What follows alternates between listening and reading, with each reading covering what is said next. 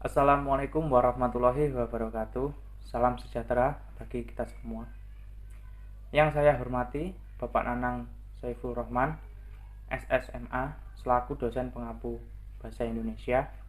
Perkenalkan, nama saya David Angga Saputra dengan NIM 2150 2020 7111104. Fakultas Ekonomi dan Bisnis Universitas Brawijaya, Program Studi Manajemen. Di sini saya akan mempresentasikan hasil penelitian saya atau karya ilmiah saya tentang pentingnya koperasi dalam meningkatkan perekonomian masyarakat pedesaan. Pertama adalah pembahasan. Untuk pembahasan sendiri, yang pertama adalah latar belakang, yang kedua ada rumusan masalah, yang ketiga ada tujuan dan manfaat penelitian, yang keempat adalah kajian pustaka, yang kelima ada landasan teori, yang keenam ada metode penelitian, yang ketujuh ada hasil dan pembahasan, dan yang terakhir ada kesimpulan dan syarat. Yang pertama, latar belakang. Masalah ekonomi masih menjadi hal yang sulit ditangani di Indonesia, khususnya pada masyarakat yang berada di pinggiran kota atau pedesaan. Pertumbuhan ekonomi suatu daerah pada dasarnya tidak lepas dari peningkatan jumlah penduduk yang ada di suatu daerah tersebut atau di suatu desa tersebut. Ditambah lagi dengan berbagai hambatan yang terjadi pada masa sekarang yang menjadikan barang konsumsi menjadi naik harganya. Tak hanya itu, barang dan alat pertanian seperti pupuk dan sebagainya juga mengalami kenaikan, sehingga para petani bingung bagaimana cara mengatasi naiknya harga barang tersebut. Oleh karena itu, koperasi hadir di wilayah pedesaan dan siap membantu para petani yang membutuhkan modal biaya atau modal usaha untuk membeli bibit dan membeli pupuk.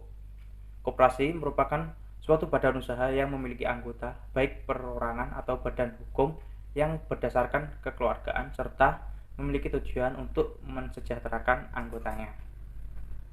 Selanjutnya adalah rumusan masalah. Dalam penelitian ini terdapat 3 rumusan masalah. Yang pertama adalah permasalahan ekonomi masyarakat desa sehingga koperasi dibutuhkan. Untuk yang kedua, bagaimana peran koperasi dalam membantu perekonomian masyarakat. Dan yang terakhir atau yang ketiga, cara mengoptimalkan peran koperasi untuk masyarakat pedesaan. Selanjutnya adalah tujuan penelitian. Tujuan dari penelitian ini adalah untuk mengetahui tentang bagaimana peran koperasi bagi masyarakat desa dan juga menambah pengetahuan bagi pembaca tentang bagaimana fungsi dan peran koperasi dalam membantu meningkatkan perekonomian desa. Selanjutnya adalah manfaat dari penelitian. Untuk manfaat penelitian ini adalah diharapkan untuk dapat menambah wawasan dan pengetahuan yang luas bagi pembaca dan terutama dalam bagaimana koperasi membantu dalam mensejahterakan dan juga membantu perekonomian masyarakat pedesaan. Selanjutnya adalah kajian pustaka.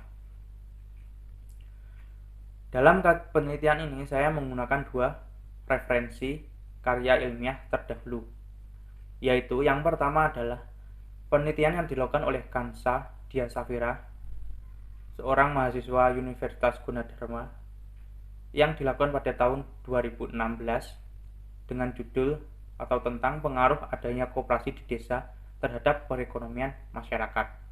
Dan yang kedua, penelitian dari Yoga Nayawan tentang analisis pengaruh koperasi simpan pinjam terhadap UMKM atau usaha mikro kecil menengah dalam perspektif ekonomi Islam. Yoga Nayawan sendiri adalah mahasiswa Universitas Raden Intan, Lampung. Perbedaan penelitian ini dibandingkan penelitian terdahulu adalah pada penelitian ini pada penelitian terdahulu membahas bagaimana fungsi koperasi dan cara kerjanya. Sedangkan pada penelitian yang saya lakukan, membahas manfaat koperasi sebagai sarana meningkatkan perekonomian masyarakat, terutama masyarakat yang tinggal di desa. Berikutnya adalah landasan teori. Yang pertama adalah pengertian koperasi. Pengertian koperasi sendiri menurut Undang-Undang Republik Indonesia Nomor 25 Tahun 1992 Pasal 1 Ayat 1 tentang perkoperasian adalah badan usaha yang beranggotakan orang-orang atau badan hukum dengan melandaskan kegiatannya berdasarkan prinsip-prinsip koperasi sekaligus sebagai gerakan ekonomi rakyat yang berdasarkan asas-asas kekeluargaan. Banyak definisi tentang koperasi ini, mulai dari akar katanya, koperasi berasal dari bahasa Latin, bahasa Inggris, dan pengertian koperasi secara etimologi. Untuk secara etimologi sendiri berasal dari kata cooperation yang berarti co berarti bersama dan operation artinya bekerja atau berusaha. Jadi dapat disimpulkan cooperation atau koperasi adalah bekerja sama atau berusaha bersama-sama untuk kepentingan bersama. Dari definisi di atas mengenai koperasi terdapat hal-hal yang menyatukan pengertian koperasi. Antara lain yaitu yang pertama, koperasi merupakan perkumpulan orang-orang yang mempunyai kebutuhan dan kepentingan dalam ekonomi yang ingin dipenuhi secara bersama-sama melalui pembentukan perusahaan yang dikelola dan diawasi secara demokrasi. Yang kedua adalah koperasi merupakan perusahaan perkumpulan orang-orang yang tidak untuk menyatukan modal atau uang, melainkan karena adanya kesamaan kebutuhan dan kepentingan ekonomi. Yang ketiga, koperasi merupakan perusahaan yang harus memberi peran ekonomi kepada anggotanya. Nah, berikutnya yaitu tujuan koperasi. Berdasarkan Undang-Undang Nomor 25 Tahun 1992 tentang perkoperasian pasal 3 yaitu berbunyi, tujuan koperasi adalah memajukan kesejahteraan anggota khususnya dan masyarakat pada umumnya, serta menjadi bagian dalam membangun tatanan perekonomian nasional guna mewujudkan masyarakat yang maju, adil, makmur, berlandaskan Pancasila dan Undang-Undang 1945. Selanjutnya adalah jenis koperasi. Dalam penelitian ini, jenis koperasi yang diteliti ada dua. Yang pertama adalah koperasi unit desa atau KUD, dan yang kedua adalah koperasi simpan pinjam atau KSP. Untuk koperasi unit desa sendiri, yaitu koperasi yang berada di desa dan beranggotakan masyarakat pedesaan. Pembangunan masyarakat desa kebanyakan menyakup pembangunan dari segala aspek bidang kehidupan, terutama bidang ekonomi. Maka dari itu, KUD memberikan manfaat dalam pembangunan masyarakat pedesaan. Antara lain, yang pertama adalah KUD mampu memotivasi dan meningkatkan kinerja dan kerjasama masyarakat desa. Untuk yang kedua, KUD mampu mendekatkan produsen atau petani kepada konsumen. Yang ketiga, KUD mampu membangkitkan industri dan pengrajin. Untuk yang keempat, KUD memperkenalkan serta mengajarkan kemajuan teknologi di bidang produksi. Untuk yang kelima atau yang terakhir, KUD mampu merangsang pertumbuhan kesempatan bekerja atau dapat mampu merangsang pertumbuhan kesempatan bekerja bagi masyarakat yang belum mempunyai pekerjaan.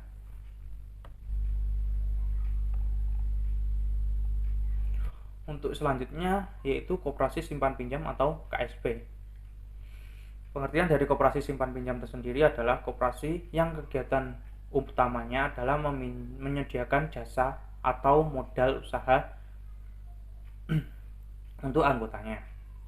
Jadi koperasi simpan pinjam bisa disimpulkan sebuah lembaga keuangan yang bergerak di bidang simpan pinjam yang dimiliki atau dikelola oleh anggota serta memiliki tujuan untuk mensejahterakan anggotanya. Dalam menjalankan usahanya, koperasi simpan pinjam memiliki modal yang terdiri dari yang pertama, simpanan pokok. Simpanan pokok ini adalah simpanan yang pertama kali dibayar oleh anggotanya atau anggota koperasi saat bergabung menjadi anggota. Untuk yang kedua adalah simpanan wajib. Simpanan wajib ini adalah simpanan yang harus dibayar anggota koperasi setiap bulan. Yang ketiga adalah simpanan sukarela. Untuk simpanan sukarela ini adalah simpanan yang tidak wajib atau simpanan yang harus dibayar oleh anggota koperasi, namun waktunya tidak ditentukan atau bebas mau membayar kapanpun. Dan yang keempat adalah dana cadangan. Dana cadangan adalah hasil dari usaha yang tidak dibagikan kepada anggota dan digunakan untuk membiayai atau menambah modal koperasi, atau biasa disebut dengan uang kas atau simpanan yang dari suatu pekerjaan diambil sebagian disimpan untuk pengembangan koperasi. Untuk yang kelima adalah modal pinjaman. Modal pinjaman merupakan modal yang dipinjam dari koperasi lain atau dari perusahaan lain untuk pengembangan koperasi atau memperkuat modal koperasi. Yang keenam adalah hibah atau bisa disebut dengan donasi. Merupakan dana yang diberikan secara cuma-cuma oleh anggota koperasi kepada koperasi sebagai modal dan untuk dana pengembangan koperasi ke depannya atau menjalankan usaha selanjutnya. Selanjutnya adalah metode penelitian. Untuk metode penelitian ini, yang saya gunakan dalam penelitian ini adalah metode kualitatif. Tujuannya dari metode ini adalah untuk mendapatkan data yang lengkap guna menjawab rumusan masalah yang ada. Teknik pengambilan data ini yaitu melalui wawancara narasumber dan pengumpulan data dari buku serta berdasarkan penelitian dahulu. Untuk narasumbernya sendiri, saya mewawancarai 2 orang narasumber. Yang pertama adalah petugas koperasi atau karyawan koperasi yang ada di dekat atau di kampung saya. Yang kedua adalah nasabah dari koperasi tersebut. Alasan saya menggunakan metode kualitatif adalah penelitian ini berfokus pada fungsi koperasi bagi warga pedesaan untuk mensejahterakan perekonomian. Jadi tidak menggunakan data yang berkaitan dengan angka. Sehingga metode kualitatif ini sangat relevan untuk penelitian yang saya lakukan ini. Berikutnya adalah hasil dan pembahasan. Untuk yang pertama, hasil pembahasan adalah permasalahan ekonomi masyarakat desa. Ekonomi masih menjadi masalah yang sulit ditangani saat ini di Indonesia, di dunia, maupun bagi masyarakat Indonesia sendiri, terutama masyarakat pedesaan. Banyak masyarakat yang ingin mengembangkan usahanya, namun tidak memiliki modal atau terkendala karena tidak memiliki modal yang cukup untuk mengembangkan usaha tersebut, sehingga hadirnya koperasi tentunya membawa angin yang segar bagi para pelaku ekonomi di daerah pedesaan, terutama bagi mereka yang membutuhkan sejumlah modal untuk mengembangkan usaha atau untuk memulai usaha. Koperasi menjadi jembatan untuk membangun kesadaran masyarakat dalam membantu meningkatkan perekonomian kesejahteraan masyarakat. Sebagai penyedia kebutuhan modal usaha untuk masyarakat, koperasi biasanya menawarkan bunga yang sangat ringan sehingga cocok sekali bagi masyarakat pedesaan. Untuk yang kedua adalah peranan koperasi dalam membantu masyarakat. Adapun peranan koperasi dalam membantu masyarakat adalah dengan menyediakan kebutuhan masyarakat seperti modal usaha, lapangan pekerjaan, dan membantu meningkatkan kualitas hidup masyarakat. Koperasi juga memberikan lapangan pekerjaan bagi generasi muda yang belum mempunyai pekerjaan. Dan untuk yang terakhir atau yang ketiga adalah cara mengoptimalkan peranan koperasi. Pengoptimalan peran koperasi dalam menjadikan salah satu cara untuk mensejahterakan warganya adalah dengan dengan memberi kesempatan kepada masyarakat atau anggotanya yang ingin berinvestasi, sehingga masyarakat tersebut memiliki sebagian saham dari koperasi dan dapat diharapkan menjadi perekonomian mereka dapat membaik atau menjadi lebih baik dengan diadakan investasi ke dalam koperasi ini. Berikutnya adalah kesimpulan. Dari penelitian yang saya lakukan dapat diambil kesimpulan yaitu keberadaan koperasi sangat penting bagi masyarakat desa. Dilihat dari bagaimana perkembangan ekonomi masyarakat sesudah adanya koperasi meningkat sangat pesat dan masyarakat juga semakin mudah dalam melakukan usaha. Koperasi merupakan suatu badan dalam bidang perekonomian beranggotakan mereka yang memiliki perekonomian lemah yang dibuat untuk saling bekerja sama dan membantu untuk mencapai tujuan yang direncanakan atau tujuan bersama. Yang terakhir adalah saran. Terkait dengan penelitian tersebut, penulis menyarankan ada beberapa yang perlu dilakukan dalam penelitian yang lebih lanjut terkait tentang bagaimana peranan koperasi yang biasanya juga terdapat di desa, seperti koperasi konsumsi, koperasi produksi, dan koperasi serba usaha, serta upaya dalam mengembangkan kinerja koperasi yang mengalami kebangkrutan atau kurang optimalnya dalam menjalankan tugasnya. Penelitian dan makalah masih perlu narasumber yang berbeda untuk membedakan kinerja koperasi dalam mensejahterakan anggotanya. Jadi, diharapkan nanti untuk penelitian selanjutnya mewawancarai narasumber dari koperasi konsumsi atau koperasi produksi atau koperasi serba usaha guna untuk membedakan bagaimana cara koperasi tersebut melakukan tugasnya dalam mensejahterakan anggota atau masyarakat pedesaan. Baik, sekian, terima kasih presentasi dari saya. Bila ada tutur kata yang kurang berkenan atau tutur kata yang salah, saya mohon maaf yang sebesar-besarnya. Wassalamualaikum warahmatullahi wabarakatuh. Terima kasih.